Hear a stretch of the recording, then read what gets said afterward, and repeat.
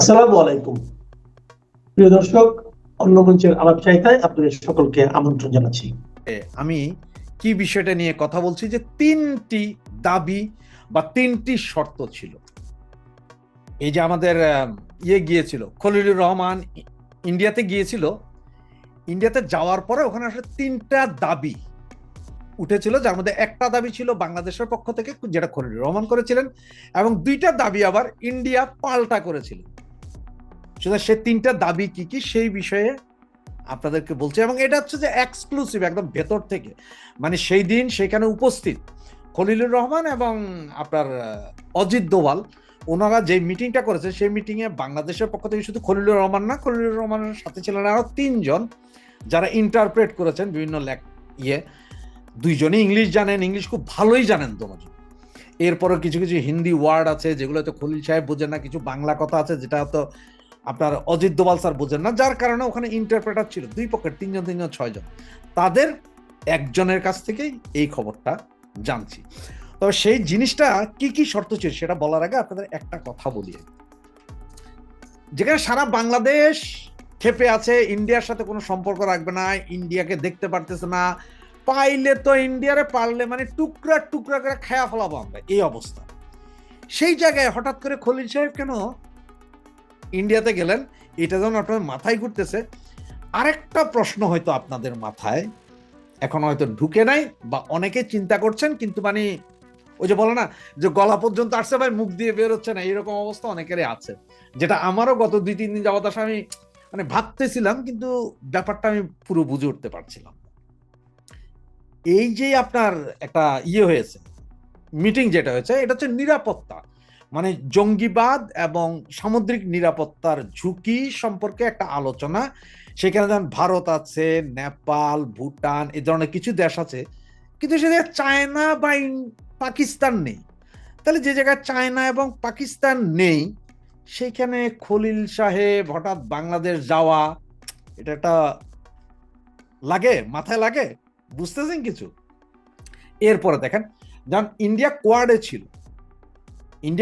ছিল, যেটা America India quad, এগুলার কোনো চুক্তিতে কিন্তু বাংলাদেশ স্বাক্ষর করেনি, শেখ হাসিনা কোনো চুক্তিতে যায়নি এর ধরনের।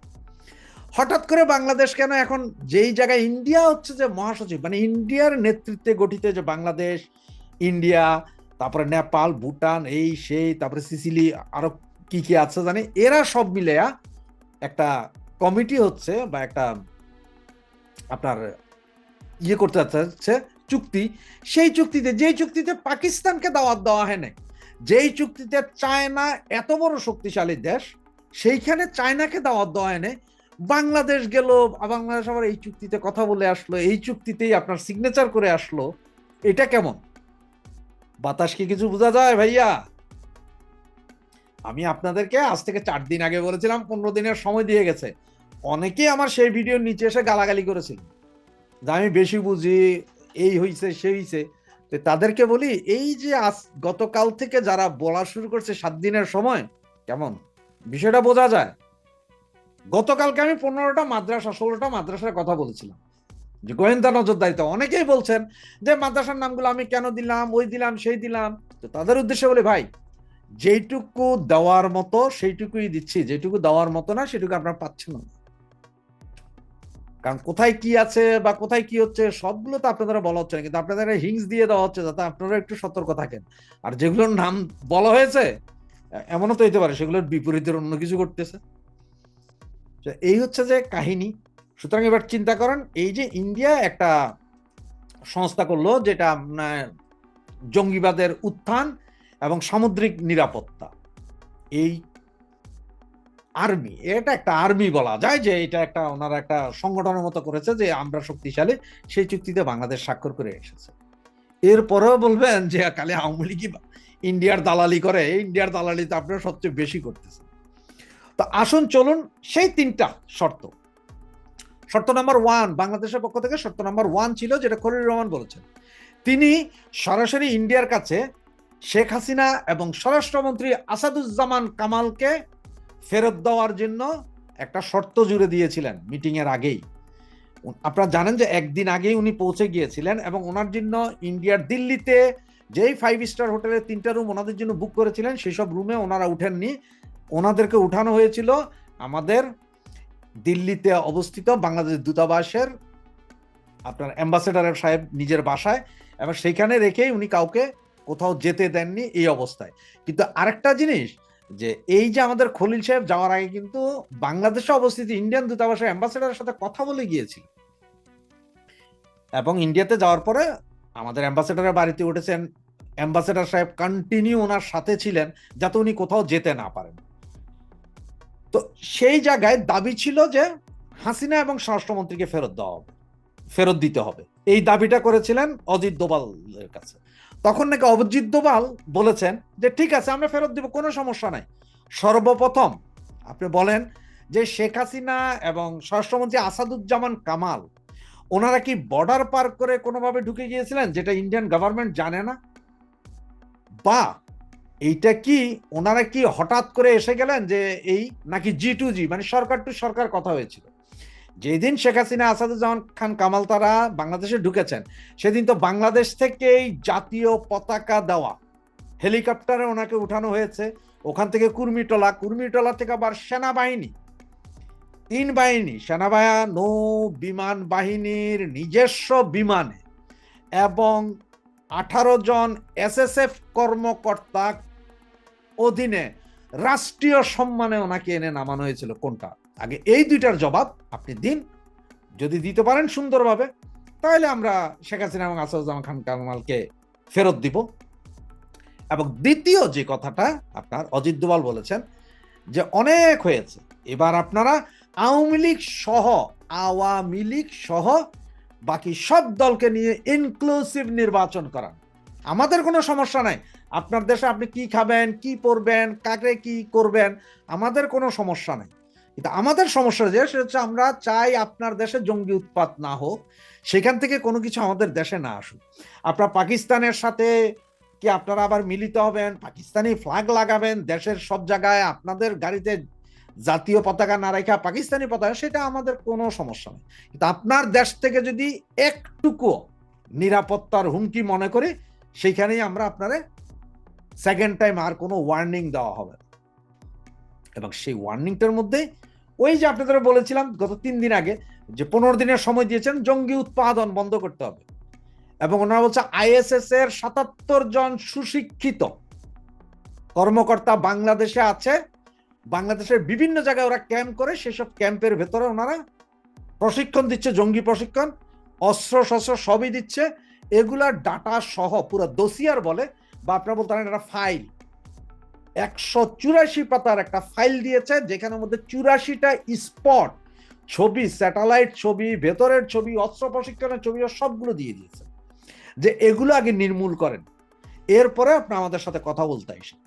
তখন নাকি খলিল সাহেব বলেছেন যে আমি তো আসলে এখানে এই মুহূর্তে আপনাকে এটার 100% কিছু বলতে পারবো না, দেখেন আমি তো আসলে, আমাকে এখন এই নিরাপত্তা উপদেষ্টার কোনো পদও ছিল না, যেহেতু আমরা আপনাদের সাথে কথা বলতে পারতেছিলাম না, কারণ নিরাপত্তা উপদেষ্টা কথা বলবো, অন্য কোথাও বলতে পারে না, যার কারণে আমাকে এখন এটা পোস্টিং দেওয়া হয়েছে।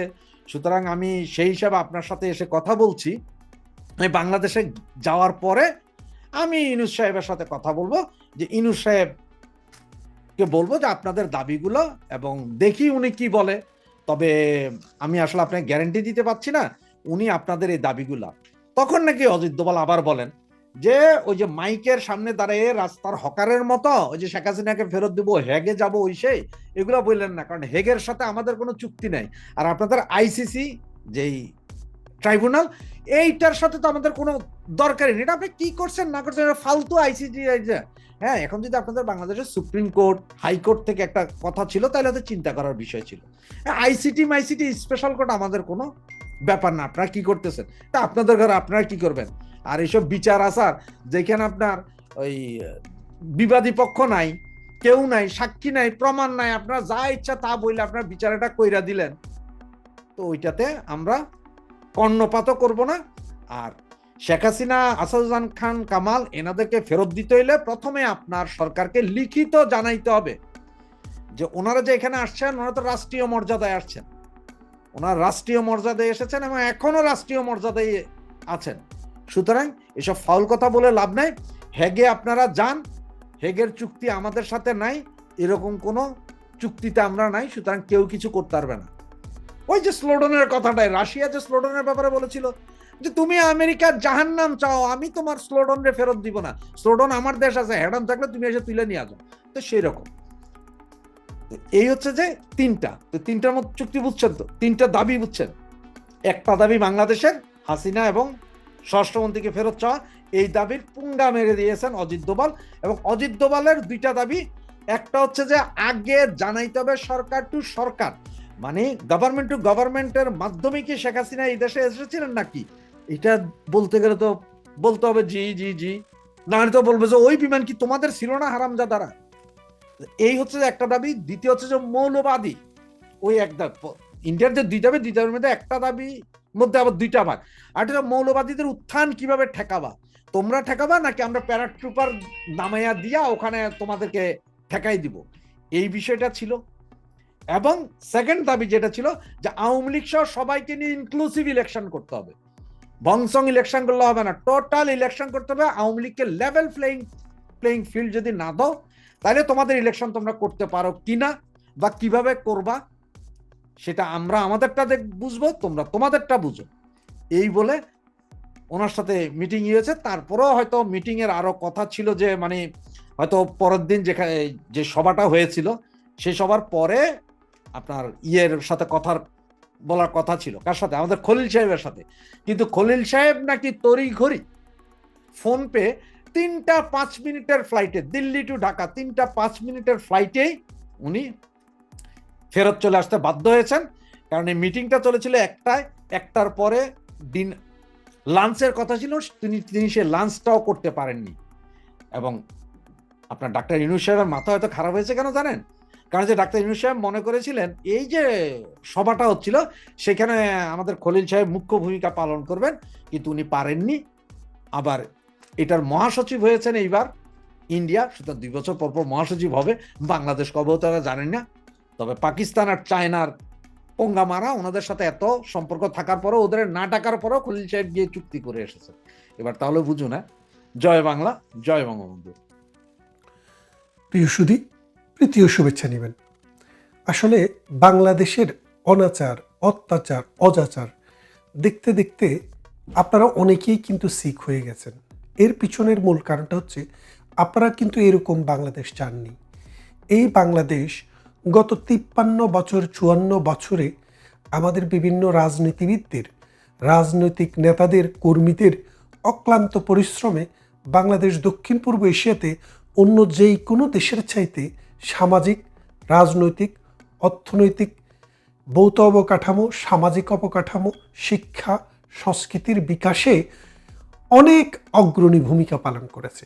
শুধুমাত্র গণতান্ত্রিক প্রেক্ষাপট বাংলাদেশে যেহেতু একাধিকবার 3 বার 4 বার আর্মি ইন্টারভেনশন হয়েছে, আমাদের গণতন্ত্রের উন্নয়ন সেইভাবে হয়নি। কিন্তু সত্যিকার অর্থে আমাদের প্রতিবেশী যেই কোনো দেশের চাইতে আমরা ভালো করছিলাম। এমন সময় শকুনের দৃষ্টি পড়ল বাংলাদেশের উপরে। এই বাংলাদেশের উত্থান, এই বাংলাদেশের পতন, এই বাংলাদেশের জন্ম এবং এই বাংলাদেশের মৃত্যু, সব কিছুর সাথে আমাদের প্রতিবেশী রাষ্ট্র ভারত সবসময় অঙ্গাঙ্গিভাবে জড়িত থাকবে। কেন থাকবে বিষয়টা আপনারা একটু খেয়াল করে দেখেন। বাংলাদেশ রাষ্ট্রটির যখন জন্ম হয়, একটি গরিব রাষ্ট্র ছিল। পাকিস্তানের পূর্বাংশ খুবই গরিব অঞ্চল। এই গরিব অঞ্চলের না আছে অন্ন, বস্ত্র, বাসস্থান, শিক্ষা, চিকিৎসা, কোনো কিছুই নেই, যুদ্ধ করা তো দূরের কথা। এই মহাভারত যখন আমাদের পাশে এসে দাঁড়ালো, আমাদের জাতির জনক বঙ্গবন্ধু শেখ মুজিবুর রহমানের প্রচেষ্টার সাথে যখন ভারত যখন কাঁধে কাঁধ মিলিয়ে কাজ করলো, মুক্তিবাহিনীকে শেল্টার দিল, 1 কোটি মানুষকে আশ্রয় দিল এবং সর্বোপরি নিজেরা যুদ্ধ করে এই দেশটিকে স্বাধীনতার একটি ভিত্তি তৈরি করে দিল। গত 54 বছরে ভারত আমাদেরকে নানানভাবে সহযোগিতা করেছে, নানান প্রকল্পে অনুদান দিয়েছে। বিশ্ব সবাই আমাদের অবস্থানকে সুদৃঢ় করতে ভারত অনেক ভূমিকা রেখেছে। গত 17 বছর থেকে প্রধানমন্ত্রী শেখ হাসিনার নির্লস প্রচেষ্টার সাথে ভারতের আন্তরিকতায় বাংলাদেশের অর্থনীতি ভারতকেও ছাড়িয়ে গিয়েছিল। সেই অবস্থায় শকুনের চোখ পড়ল বাংলাদেশের দিকে। এই শকুনেরা চাইল এই বাংলাদেশটিকে ছিন্ন ভিন্ন করে ফেলবে, ছিন্ন বিচ্ছিন্ন করে ফেলবে। এখন ডক্টর ইউনূস বাংলাদেশটিকে বিক্রি করা শুরু করেছে। এই টুকরো টুকরো করে বাংলাদেশ বিক্রি হচ্ছে। আপনারা দেখেছেন চট্টগ্রাম বন্দরটি 30 বছরের জন্য আমেরিকাকে দিয়ে দিল, ডিপি ওয়ার্ল্ডকে। তারপর ডেনিস কোম্পানিকে আরেকটি টার্মিনালের অনুমোদন ছিল, যেটি দেওয়া হলো 40 বছরের জন্য। তারপর double mooring terminal, container terminal, সেটিও দিয়ে দেওয়া হলো লিজে। তার মানে বাংলাদেশের আছেটা কি? একটা সমুদ্র বন্দর, আরেকটি বিমানবন্দর। এই বিমানবন্দরে সাম্প্রতিক আগুন লেগেছিল। এই আগুন লাগার পিছনের কারণ কিন্তু অনেকেই অনেক অনুসন্ধান করছেন, কিন্তু সত্যিকারের অনুসন্ধান যদি করেন তাহলে কিন্তু কারণটি অন্য জায়গায় আপনারা খুঁজে পাবেন। আমি যে কথাটি বলছিলাম, দেখেন আমাদের এই বন্দরে ব্রিটিশ বেনিয়ারা এসেছিল, আমাদের এই বন্দরে পর্তুগিজরা এসেছিল, আমাদের এই বন্দরে ডাচরা এসেছিল। এসে আমাদেরকে পরাধীন রাখার বহু চেষ্টা হয়েছে। এই বাঙালি 190 বছর সংগ্রাম করে ব্রিটিশকে খেদিয়েছে, বহু সংগ্রাম করে পর্তুগিজ জলদস্যুদের খেদিয়েছে, বহু সংগ্রাম করে তারপরে আপনার ডাচদেরকে খেদিয়েছে। তারপর বহু সংগ্রাম তিতিক্ষার পর ভারতবর্ষ, পাকিস্তান, বাংলাদেশ হলো। সেই বেনিয়াদেরকে আবার আমেরিকান বেনিয়া, ইউরোপিয়ান ডেনিশ বেনিয়াদেরকে আবার এনে এই বাংলাদেশের ভূখণ্ডের ভিতরে ঢুকিয়ে দিচ্ছে। আমাদের দেশ আমরা বহু কষ্টে স্বাধীন করেছি, সেই দেশটিকে আজকে ডক্টর ইউনূস টুকরো টুকরো করে বিদেশির হাতে তুলে দিচ্ছে। তারপর আরও পরিকল্পনা চলছে, আমেরিকাকে একটি বন্দর বাংলাদেশের এই সমুদ্র সীমার ভিতরে দেওয়া হবে। আমরা জানি না বাংলাদেশের কপালে কি আছে। এখন শুনছি, খুব রিলায়েবল সোর্স থেকে শুনছি যে বাংলাদেশের যে বিমানবন্দরটি আছে শাহজালাল আন্তর্জাতিক বিমানবন্দর, সেটি দিয়ে দেওয়া হবে আমেরিকা বা ইউরোপিয়ান কোনো কোম্পানিকে ম্যানেজমেন্টের জন্য। তার মানে আমাদের হাতে আর কিছুই থাকলো না। ডক্টর ইউনূসকে যখন পাঠানো হয়, ডক্টর ইউনূসকে 2টা এজেন্ডা দিয়ে পাঠানো হয়েছিল। ডক্টর ইউনূস কিন্তু নিজে আসেননি, তাকে পাঠানো হয়েছে টাকা দিয়ে। এখন ডক্টর ইউনূসের প্রথম এজেন্ডাটি হলো টুকরো টুকরো করে বাংলাদেশটাকে বিক্রি করে দাও, আর দ্বিতীয় হচ্ছে আমাদের যে প্রতিবেশী তাদের সাথে সম্পর্কটিকে একবারে খারাপ করো, খারাপ করিয়ে তাদের মনের ভিতরে একটা ভয় ঢুকাও, তাদেরকে একটা প্রেশার করো, অর্থাৎ সেটি হচ্ছে ভারত। ডক্টর ইউনূসের প্রথমটা তিনি সফল হয়ে গেছেন। কি সফল হয়েছেন? তিনি অলরেডি টুকরো টুকরো করে বাংলাদেশকে বিক্রি করে দিয়েছেন। আর দ্বিতীয়টি তিনি সফল হওয়ার চেষ্টা করছেন, কিন্তু পারবেন না। ভারত বিশাল শক্তি, পাকিস্তানকেই তাদের গণার সময় নাই, বাংলাদেশের কথা তো বাদই দিলাম।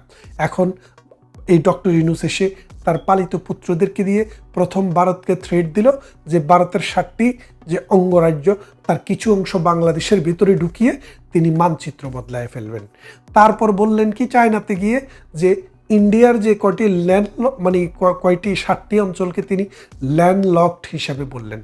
কিন্তু ল্যান্ডলক তো বাংলাদেশেরও বহু অঞ্চল আছে, ঢাকাও তো ল্যান্ডলক, কারণ ঢাকার চারপাশে তো কোনো সমুদ্র নেই। তাহলে আপনি বোঝেন ব্যাপারটা। এখন যদি রাজশাহীকে যদি আপনি ল্যান্ডলক বলেন, অথবা আপনি যদি গাজীপুরকে ল্যান্ডলক বলেন, তাহলে গাজীপুরের কেমন লাগবে? গাজীপুর তো বাংলাদেশের অংশ। সুতরাং বন্দর চট্টগ্রামে যেটি আছে, মোংলাতে যেটি আসছে, সেটি শুধু মোংলার আর চট্টগ্রামের বন্দর নয়, এটা পুরো বাংলাদেশের বন্দর। ভারতে তো বড় সীমারেখা, তাদের সমুদ্র সীমা। ভারতের এই রাষ্ট্রগুলো ল্যান্ডলক, এই অঞ্চলগুলো ল্যান্ডলক হয় কি করে? সুতরাং ডক্টর ইউনূসের এখানেও একটি চাল ছিল, এবং সেই চালটি দিয়ে ডক্টর ইউনূস ভারতের সাথে বাংলাদেশের মানুষকে মুখোমুখি দাঁড় করে দেওয়ার চেষ্টা করেছে, এবং ভারতের অখণ্ডতাকে বিনষ্ট করার জন্য এবং সন্ত্রাসী হামলার জন্য ডক্টর ইউনূস পাকিস্তান থেকে লোক ভাড়া করে এনেছে। লস্করে তৈয়বা ডক্টর ইউনূস অনুমোদন দিয়েছে, জৈশে মোহাম্মদী তাদেরকে অনুমোদন দিয়েছে, এবং তিনি কি করেছে বলেছে তারা এখন আসতে আর ভিসা লাগবে না, এয়ারপোর্টে আসলেই চিল দেওয়া হবে। বাংলাদেশের মতো জায়গায়, যে দেশ বাংলাদেশকে স্বাধীনতা যুদ্ধে সহযোগিতা করেছে, এতদিন থেকে শুনেছেন যে গোলামি চুক্তি, কিন্তু দেখা গেল একটি চুক্তি ও গোলামি চুক্তির কোনো বিন্দু মাত্র লেশ মাত্র কিছু নেই। ডক্টর ইউনূস একটি চুক্তিও বদলাতে পারেননি, বদলানোর চেষ্টাও করেননি। গঙ্গার যে পানি চুক্তিটি শেষ হয়ে যাবে আগামী বছর, সেই চুক্তিটি নিয়ে কোনো কথাই ডক্টর ইউনূস বলেননি। কারণ ডক্টর ইউনূস জানেন তার এজেন্ডা দেশকে উন্নত করা নয়, দেশকে কবর দেওয়া। এর বিনিময়ে ডক্টর ইউনূস কী পেয়েছেন? দুইটি জিনিস। এক তো তিনি ক্ষমতা পেয়েছেন, ক্ষমতার ব্যবহার করছেন, তার সৈদ্য গোষ্ঠীকে এবং তার সৈদ্য পুরুষের আত্মীয় স্বজনকে এখানে আত্মীয়করণ করছেন, তার গ্রামীণ ব্যাংকের সমস্ত পয়সা মাপ করিয়ে নিচ্ছেন। আরেক দিকে তিনি এই কন্ট্যাক্টগুলো দিয়ে কোটি কোটি টাকা হাতিয়ে নিচ্ছেন। এই হাতিয়ে নেওয়ার বাগ ডক্টর আসিফ নজরুল পাচ্ছে ওই যে শিশু উপদেষ্টারা, এবং পাচ্ছে এনসিপি। জামাতকেও দেয় কিনা জানি না, বিএনপির কপালে কিছুই নাই। এখন বিএনপিকে বাংলাদেশের রাজনীতিতে কবর দেওয়াও ডক্টর ইউনূসের একটি এজেন্ডা। তবে কবর দেওয়ার আগে ডক্টর ইউনূস বের হওয়ার কোনো সুযোগ আছে কিনা সেটা তিনি অনুসন্ধান করছেন। যদি না থাকে তাহলে বিএনপিকে কবর দেওয়া সম্ভব হবে না। আর যদি কোনো সুযোগ পান তাহলে বিএনপিকেও শেষ করে দেওয়ার প্রকল্প নিয়েই তিনি এসছেন। এখন এই যে একটি বাংলাদেশ টুকরো টুকরো করে বিক্রি করে দিচ্ছে ডক্টর ইউনূস, কোথায় আমাদের মতিউর রহমান যিনি বড় বড় কলাম লিখতেন বাংলাদেশ বিক্রি হয়ে যাচ্ছে, কোথায় আমার মাহফুজা নাম, কোথায় আমার ওই যে মানে ট্যাবলয়েড পত্রিকার মতি সাহেব, কোথায় আপনারা, কোথায় আনু মোহাম্মদ, কোথায় আমাদের বিশ্ববিদ্যালয়ের সেই লাল বদরেরা? আজকে কিন্তু ডক্টর ইউনূস একদিকে শেখ হাসিনার ফাঁসির রায় অনুমোদন করছেন, আরেকদিকে 30-40 বছরের জন্য বাংলাদেশের একটা অংশকে বিক্রি করে দিচ্ছেন। ছি বাংলাদেশ, ছি বাংলাদেশ, তুমি ঘুরে দাঁড়াও, তা না হলে তোমার অখণ্ডতাও থাকবে না, তোমার দেশের মানচিত্রও থাকবে না। তোমার প্রতিবেশীরা অশান্তিতে থাকলে তুমিও শান্তিতে থাকবা না।